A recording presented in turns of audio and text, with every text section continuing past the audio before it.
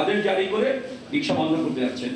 আমরা বলি যে যদি নিরাপত্তা বা নিরাপদ না থাকে তাকে নিরাপদ করতে হবে, নিরাপদ করে এই রিক্সাকে চালু করতে হবে। কারণ এই রিক্সার উপরে প্রায় বাংলাদেশের 60 লক্ষ রিক্সা আছে এবং প্রতিটা রিক্সার পেছনে 1.6 জন রিক্সা চালক এবং তাদের পরিবার নির্ভর করে। ফলে আমি আজকে আমাদের এই সংবাদ সম্মেলন থেকে সরকারের কাছে আহ্বান জানাই এই ধরনের তুগলকি সিদ্ধান্ত যেন তারা গ্রহণ না করেন। আরেকটা বিষয় হচ্ছে যে গত অক্টোবর-নভেম্বর মাসে আমরা চারজন গার্মেন্টস শ্রমিককে গুলি করে হত্যা করা হয়েছিল। তারা মজুরি বৃদ্ধির জন্য লড়াই করছিলেন এবং সেই প্রশ্নে আমরা একটা গণতদন্ত কমিশন করেছিলাম। সেই কমিশন প্রধান ছিলেন অধ্যাপক আনু মোহাম্মদ। আমরা তার রিপোর্ট দিয়েছি কিভাবে অন্যায়ভাবে সেই চারজন শ্রমিককে হত্যা করা হয়েছে সেটা আমরা বলেছিলাম।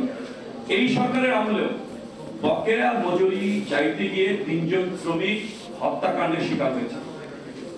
আমরা অবিলম্বে সেই হত্যাকাণ্ডের বিচার চাই এবং সেই সাথে ইন্ডাস্ট্রিয়াল পুলিশ, মালিকদের রক্ষার জন্য যে ইন্ডাস্ট্রিয়াল পুলিশ গঠন করা হচ্ছে সেই পুলিশ বাতিল করা হচ্ছে।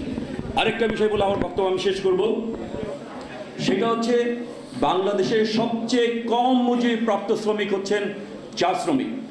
তারা 170 বছর আগে বাংলাদেশে তাদেরকে ধরে নিয়ে আসা হয়েছিল, জোর করে ধরে নিয়ে আসা হয়েছিল। আপনারা যারা আমাদের এগুলি নিয়ে তো সিনেমা হয় না, যারা রুটস দেখেছিলেন, কোনটা কিন্ডের কথা জানেন, তাকে কিভাবে আফ্রিকাতে ধরে নিয়ে এসে আমেরিকাতে দাস হিসাবে বিক্রি করা হয়েছিল। একেবারে একই রকম ঘটনা আমাদের চা শ্রমিকদের জীবনে ঘটেছে।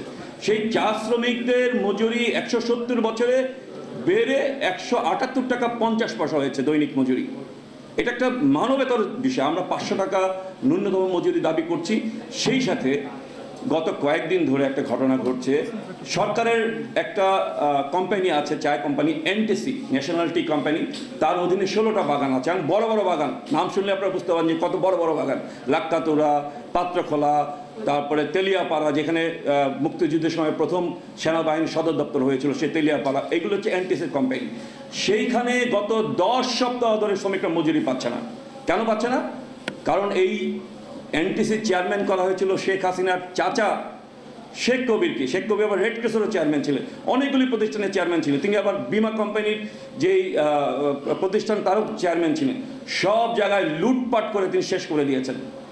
মাত্র 200 কোটি টাকা দিলে এখানে 60,000 শ্রমিক আছে, তারা তাদের 10 সপ্তাহের বকেয়া মজুরি পায়, কিন্তু সরকার সেদিকে নজর দিচ্ছে না। আমি সরকারের কাছে এই যে 60,000 শ্রমিক যারা এনটিসির বাগানে কাজ করে তাদের মজুরি প্রদান করার জন্য, কারণ তারা লিটারালি তারা ক্ষুধার্ত এবং অনাহারের মধ্যে জীবনযাপন করেছে। আমি গত সপ্তাহে এনটিসির 3টা বাগানে গিয়েছি, তেলিয়াপাড়া, জগন্নাথপুর, চণ্ডীপুর বাগানে আমি গিয়েছি। সেখানে তাদের যে কি মানবেতর জীবন সেটা আমি নিজে স্বচক্ষে দেখে এসেছি। আমি সরকারের কাছে আবেদন জানাই আজকের এই সংবাদ সম্মেলন থেকে তাদের মজুরি দেওয়ার জন্য প্রায়োরিটি ভিত্তিতে তাদের মজুরি যেন পরিশোধ করা হয়। ধন্যবাদ। আপনারা কাফি রতনের কথা শুনবেন। এখন পল্লী বিদ্যুতের বিষয়ে আমরা একটু কথা বলতে চাই, সেটা ডক্টর মোশাহিদুল সুলতান।